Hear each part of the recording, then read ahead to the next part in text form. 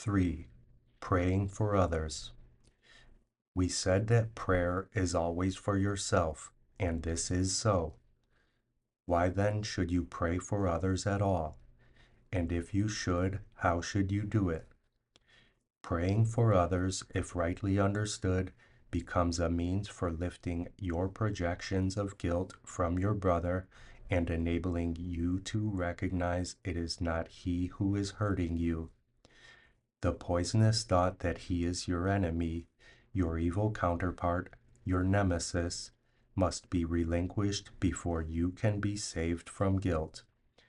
For this the means is prayer, of rising power and with ascending goals, until it reaches even up to God. The earlier forms of prayer, at the bottom of the ladder, will not be free from envy and malice. They call for vengeance, not for love. Nor do they come from one who understands that they are calls for death, made out of fear by those who cherish guilt. They call upon a vengeful God, and it is he who seems to answer them. Hell cannot be asked for another, and then escaped by him who asks for it. Only those who are in hell can ask for hell. Those who have been forgiven and who accepted their forgiveness could never make a prayer like that. At these levels, then, the learning goal must be to recognize that prayer will bring an answer only in the form in which the prayer was made. This is enough. From here, it will be an easy step to the next levels. The next ascent begins with this: what I have asked for my brother is not what I would have. Thus have I made of him my enemy.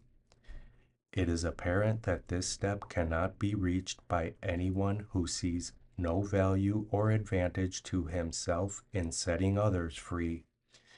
This may be long delayed, because it may seem to be dangerous instead of merciful.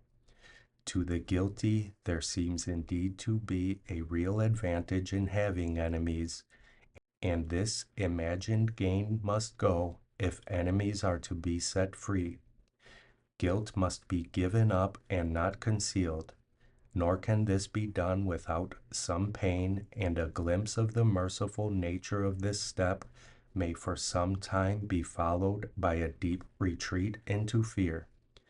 For fear's defenses are fearful in themselves, and when they are recognized, they bring their fear with them. Yet what advantage has an illusion of escape ever brought a prisoner? His real escape from guilt can lie only in the recognition that the guilt has gone. And how can this be recognized as long as he hides it in another and does not see it as his own? Fear of escape makes it difficult to welcome freedom, and to make a jailer of an enemy seems to be safety. How then can he be released without an insane fear for yourself? You have made of him your salvation and your escape from guilt. Your investment in this escape is heavy, and your fear of letting it go is strong. Stand still an instant now and think what you have done. Do not forget that it is you who did it, and who can therefore let it go. Hold out your hand. This enemy has come to bless you. Take his blessing and feel how your heart is lifted and your fear released. Do not hold on to it, nor onto him. He is a son of God along with you. He is no jailer, but a messenger of Christ. Be this to him that you may see him thus. It is not easy to realize that prayers for things, for status, for human love, for external gifts of any kind, are always made to set up jailers and to hide from guilt. These things are used for goals that substitute for God and therefore distort the purpose of prayer. The desire for them is the prayer. One need not ask explicitly. The goal of God is lost in the quest for lesser goals of any kind, and prayer becomes requests for enemies.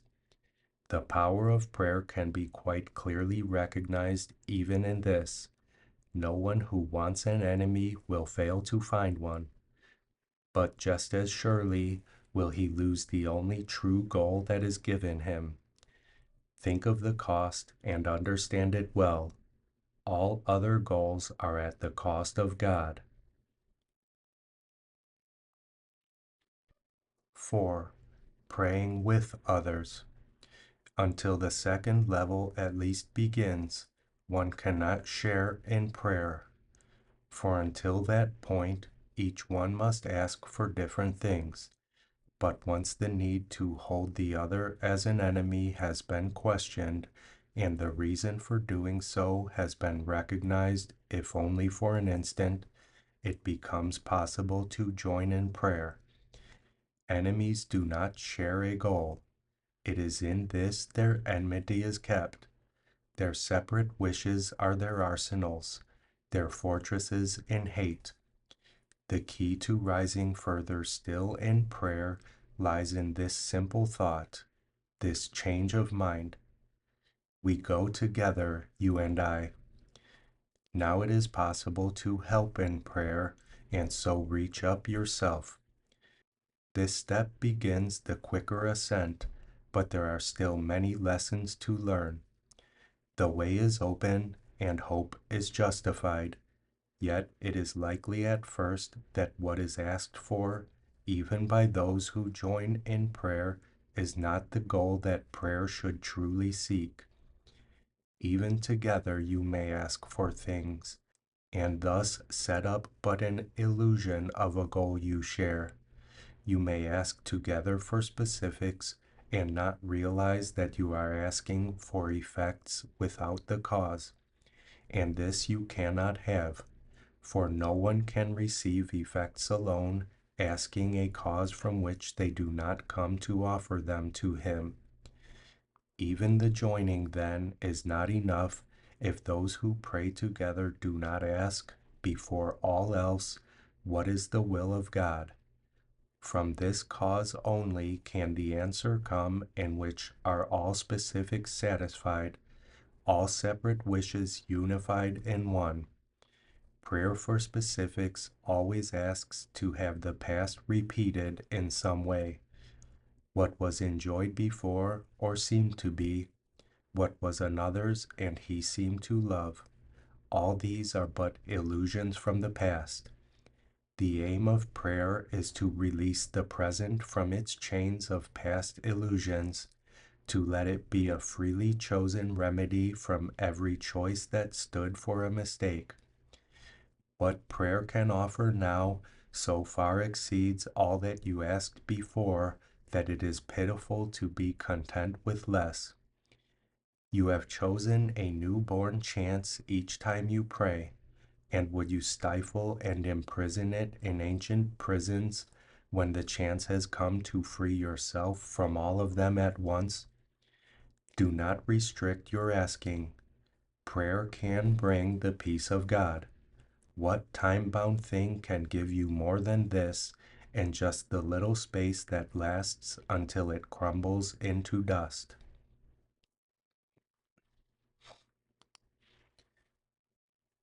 5. The latter ends. Prayer is a way to true humility, and here again it rises slowly up and grows in strength and love and holiness.